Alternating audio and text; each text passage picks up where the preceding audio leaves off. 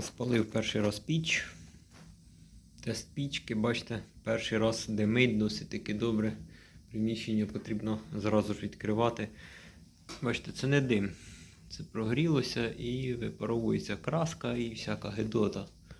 Треба відкривати приміщення, тому що на світло, бачите, яке сиво. Ну, спочатку не було дима, тобто на розпалки, а зараз це вже нагрілося. Спочатку ззаду якийсь дим пішов, прогрівалося, а зараз вже з верхньої кришки. Поки вона вся вигорить, видимить. Ну і заодно проведемо тест нагріву приміщення. Приміщення невелике, але в мене ось тут така ще добавка з металу, тому трішки ще треба враховувати і на це. Ну, в приміщенні було хвилин 15, тому 2 градуси. Зараз вже майже 5 натягує. Потоплю, побачу, за скільки натопиться. Ось таке приміщення. Тут, якщо не враховувати те, воно закрите, то тут щось 14 квадрат. Ну, пічка напишеться, що 6 кВт, да, але всі ми прекрасно розуміємо, що немає тут. Ну, 6 кВт хіба топити беззупинно. Ну і плюс там проєм відкритий. Туди ще тепло уходить, там теж двохповерхове таке приміщення, там дуже багато накладів, але все ж таки, ось, бачите, туман вниз уходить, звідти ще холод буде тягнути в будь-якому випадку. Ну і ось таке приміщення, 13 квадрат, вікно, двері. Зараз подивимося, за скільки пічка зможе тут температурку підняти. Ну ось вже догорає, розпалив я в 19:40 приблизно, так як я не засік трішки час. Зараз вже 21 година, 20:56, якщо бути точним. В принципі, ось ця железяка досить таки багато тепла віддає, до неї притулитися. Гаряче не можна. Екран ось цей нагрівся. І стіна навіть теж добре прогрілася. Потрібно на дворі попробувати, тому що це газоблок, покладений на сторону 30. Раді цікавості перевірити. Ну і маємо результат, який у нас 18 градусів, але це при тому, що двері хвилин 20 були відкриті з вікном. Тому що тут такий чад був, що мені навіть здалося, що мені якось поганенько стало.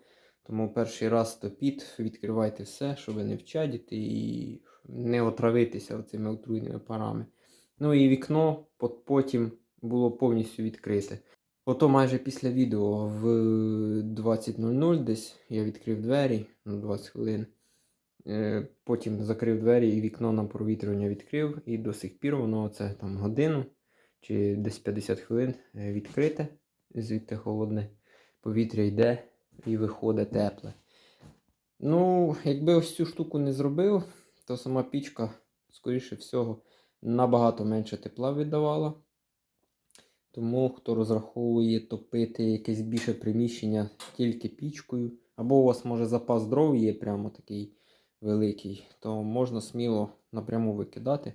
Але навіть трубу, там ще труби ось цієї десь 60 см в стіні, і там ще виходить 30 см, і зверху піднімається вже оцинкована труба, вона теж гаряча, нагрівається, тому досить багато тепла все ж таки викидається на вулицю. Хотілося б це все тепло по максимуму відібрати і залишити в приміщенні. Ну ось таку штуку зробив, можна було ще щось більше робити. Відповідно, звідти ще холод йде, тому що там на першому поверсі холодно, і сюди воно ще підходить і підходить.